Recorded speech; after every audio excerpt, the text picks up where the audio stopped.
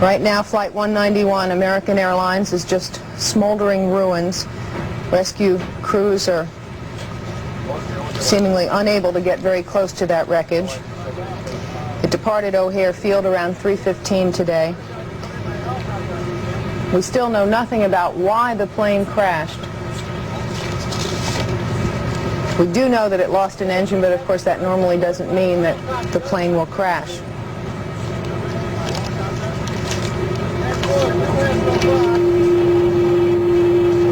Many rescue vehicles leaving the area, more coming in, fighting rush hour traffic to get there. Just an unbelievable sight. Hundreds of people milling around, wishing that they could help, wanting to help, I'm sure. But the heat is so intense from the smoldering wreckage, it's almost impossible to get close to some of the areas of the plane that are left. We're reporting this afternoon on the worst commercial air disaster in United States commercial aviation history. At O'Hare Field, Flight 191, American Airlines, bound for Los Angeles. The account of possible disaster victims ranges from 263 up to 279, some as high as 290. Hugh Hill is now in position at O'Hare Field to give us our first direct on-the-scenes report. Hugh? We're standing at the Oasis on the toll road overlooking the scene of this crash. There are no survivors. No survivors. And I asked everybody I could find. Now, I have just returned from a complete tour of that scene. I walked completely around it and inside to try and look at the debris. Well, there's not much left. A few pieces of metal here and there, indications of the fuselage perhaps or the tail. So it was a complete disintegration, and from what we heard earlier, it was a ball of fire which shot into the air after the plane exploded. Other than those 3 injuries on the ground, were there any other possible injuries around here? All the fatalities that we have right now are the fatalities that were on the plane. You think it was Flight 191, American Airlines. The 3 on the ground in the trailer court were the only people on the ground who were... That's the only injuries I have assessed right now, yes, that's correct. You ready now? You ready? Mayor Byrne and Commissioner Albright at the scene of the plane disaster.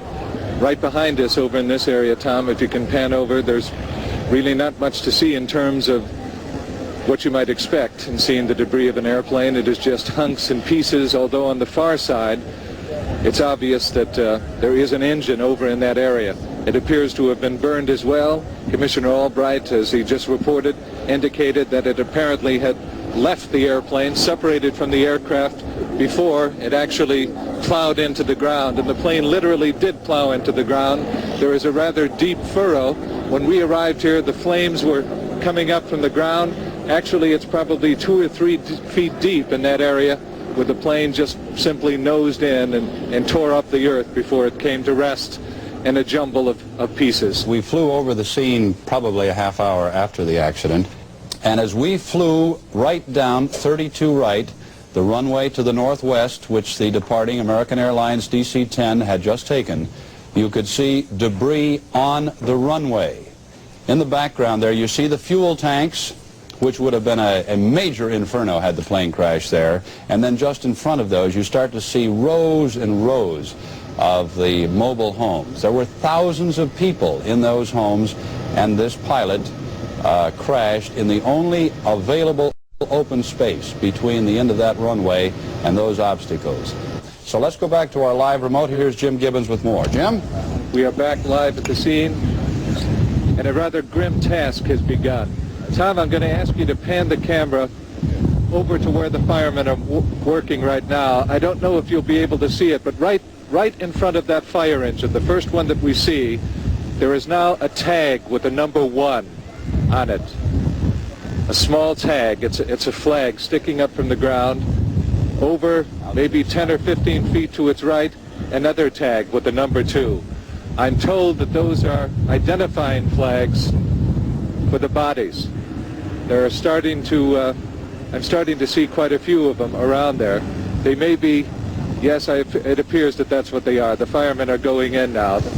Vehicles all over the area. Fire department standing by. No hope of any survivors now. That much has been confirmed.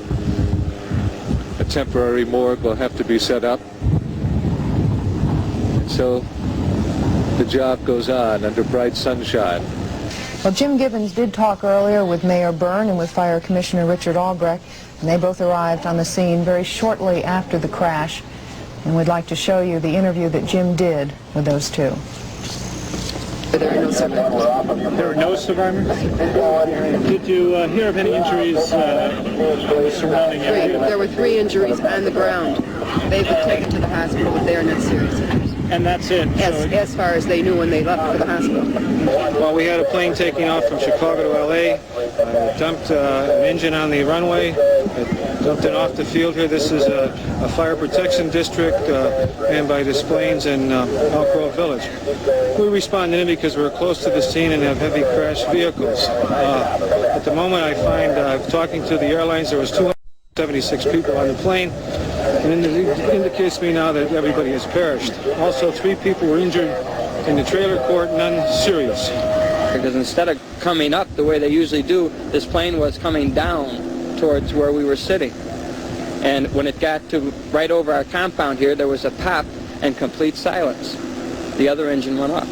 And then it just banked straight up and down, perpendicular to the ground.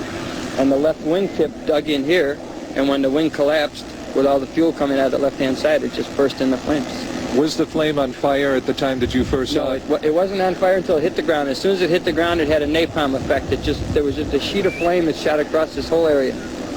All right, we have coming up now, as we promised you, live from Los Angeles, reporter Leo McElroy, who will give us the story and the picture from Los Angeles. Leo? Here at Los Angeles International Airport, American Airlines Flight 191 would have arrived in about 40 minutes from now. The arrival time was 4:39 Pacific Coast time. And at this point, the big problem at the information counter of American Airlines is dealing with the telephone calls of those who are wondering if their relatives were on board Flight 191. The information here is that there were only about 3 empty seats on that flight, and most of the inquiries are coming from those not knowing whether their relatives were on or not. Those who had friends or relatives or acquaintances in Chicago who were hoping to come back to Los Angeles but weren't clear in this airline crunch just which plane they would be on. Those inquiries have flooded American Airlines. The reservations counters are dealing almost exclusively with that and are telling those who call in that the only way they can be helped is on a callback basis, that if they will leave their telephone numbers, they will be notified when a passenger list is out. That list now, according to American Airlines officials here, is expected in about 1 hour. It's currently being compiled at another location, and when those names come out, the suspenseful and perhaps deadly waiting will be over. In the meantime, a reception area has been set up upstairs at Gate 42, where Flight 191 was to have arrived. And those relatives, 6, 8, 10 perhaps, who have already come here, are being taken care of in that area behind closed doors, kept away from the press, given a location to sit, to collect themselves, and in most of the cases to wonder whether they really have friends and acquaintances on board that flight. For now, it's the suspense here, the dealing with the calls, and the terror of not knowing for sure, in many cases, whether that flight will have brought a deadly message to many people in the Los Angeles area.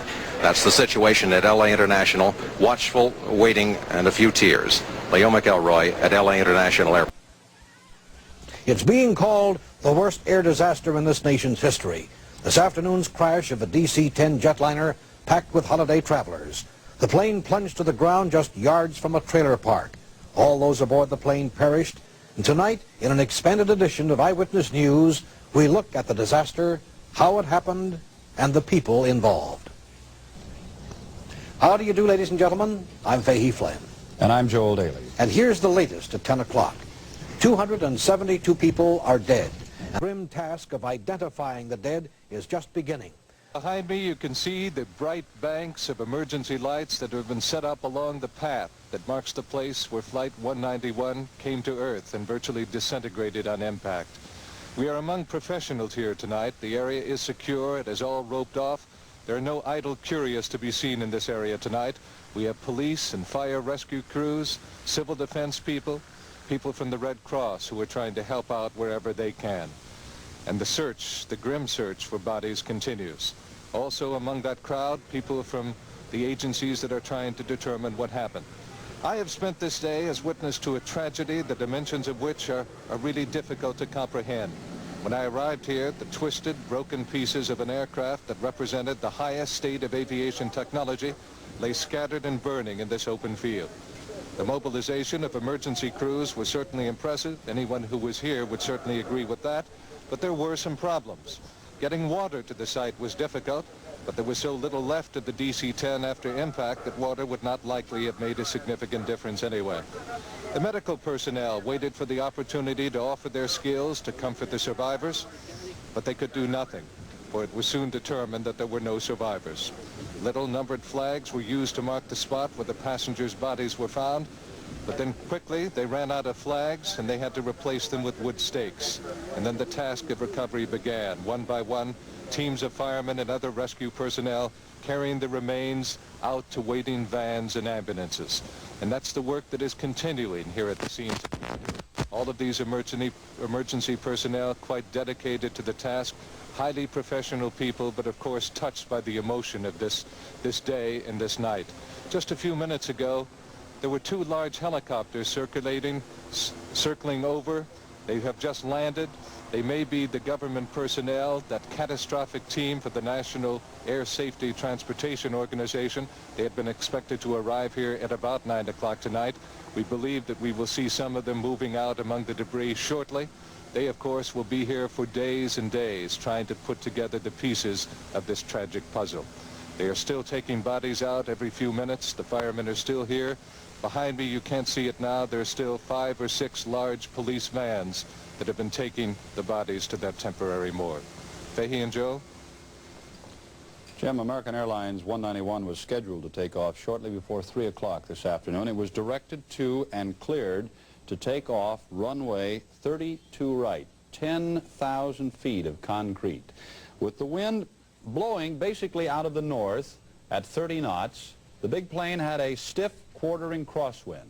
According to witnesses, the plane made an unusually long takeoff roll, and with less than 1/3 of the runway remaining and the plane committed to takeoff, the left engine dropped off and skidded across to the right side of the runway.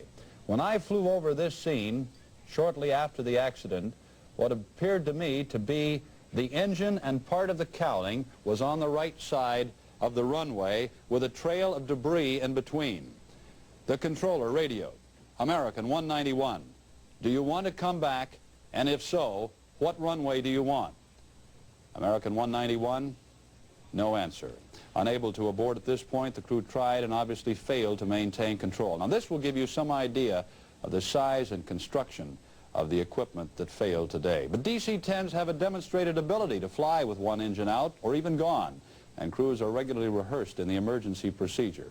Whether controls were disabled when that engine ripped away is only speculation tonight, to be answered perhaps by the flight recorder, which has been recovered in the debris. But clearly, the pilot ran out of altitude, airspeed, and luck all at the same time, and with the right engine still generating maximum power, the plane cartwheeled to the left, hit nose first, and with 79,000 pounds of fuel aboard, simply disintegrated in a fireball. Ironically, the plane crashed, Fahey, in the only open space for miles is the site of the old Ravenswood Airport. Lee was on a plane just before this one to Phoenix. Her father has checked and she is not of record on that plane. I'm wanting to find out if she's on this thing. Well, some people didn't have to call American Airlines to see if their friends or relatives were aboard Flight 191. These people were the families and friends who just hours before had seen passengers off on the doomed flight. They had never left the airport and were now going to American's VIP lounge to seek what comfort they could from the airline. What it is it's really a place of solace and comfort. Relatives who hadn't returned to their homes were coming out here, and the priests were called. The Salvation Army volunteered to come in to give assistance, and really it's just solace and comfort at this point. These are people who knew for a fact? Knew for a fact, right. So these are people who saw these relatives off or friends at the airport? Right. Meanwhile, the airport continues to function. Earlier in the day, the people right here had no idea of what happened at O'Hare. Tonight, though, everyone seems to be aware of the tragedy. Vivian Rosenberg, Channel 7, Eyewitness News. And although the crash spared no lives aboard the plane, the tragedy for residents of the nearby trailer park miraculously confined to the physical devastation of some of their homes. Fahey, I have done stories out here at the Oasis Mobile Home Park before, but the concern was for fire protection from the nearby oil tank farms. The residents out here have lived with the threat of O'Hare. This afternoon, perhaps by the grace of God or a pilot who veered away from their homes, several thousand people were spared, and we apologize for the lack of color on this tape. Cardinal Cody could only say a prayer for the souls of the victims of Flight 191. But for residents of the Oasis Mobile Home Park, there were prayers of thanks that the plane crash touched only one part of the 400-unit complex. As horrible as this tragedy is, this shows how much worse it could have been. This is a part of the DC-10 plane. It came roaring through into this trailer court, the Oasis trailer court. 2 weeks ago, there was a trailer in this spot. It was vacant. This is where this portion of the plane came through. As it was, it set 3 trailers on fire.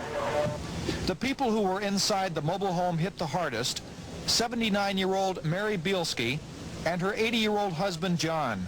Neighbors gave them shelter until Red Cross workers arrived.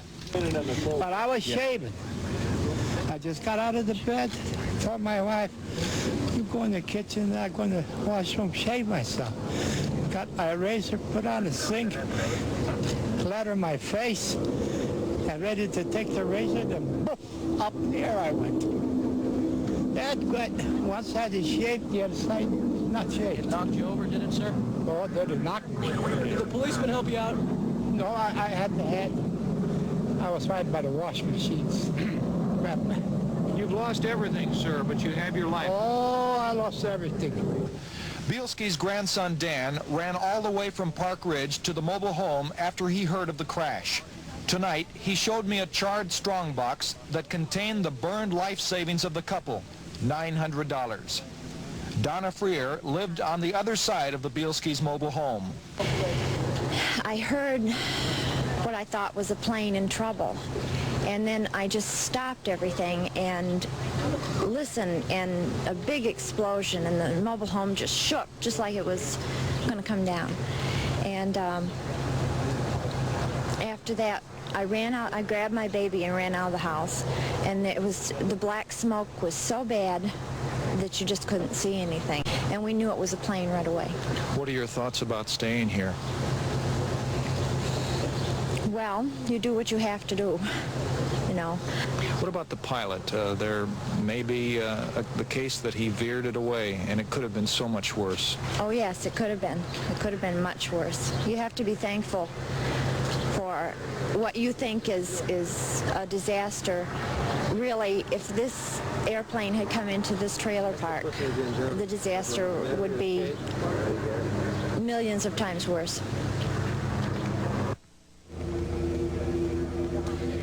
We are live right now. The response to this was instantaneous from all over the suburban areas and in Chicago. The coordination among emergency units that I saw, calm, collected, very professional. The men are still working hard. The reality of this will not dawn on them for perhaps weeks to come.